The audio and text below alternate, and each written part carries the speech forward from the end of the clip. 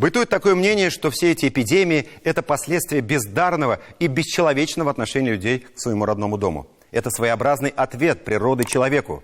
Все мы живем в погоне за материальной выгодой.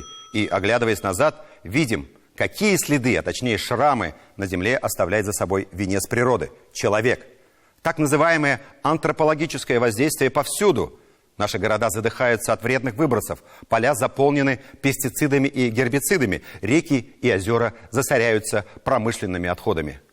Поэтому, наверное, человечество и решило создать особо охраняемые зоны, своеобразные оазисы с почти нетронутой природой, с девственными лесами, чистейшими озерами и редкими исчезающими видами животных. Такие места есть и в Татарстане.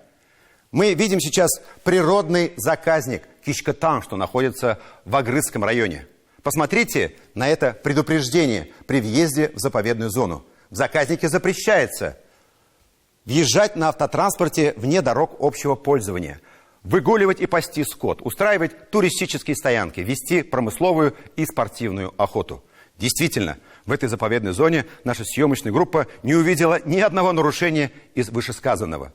Зато на территории уникального заказника работает большой завод по производству асфальта. Видимо, потому что нет запрещающего знака. Все выпуски программы «7 дней» смотрите на YouTube-канале ТНВ.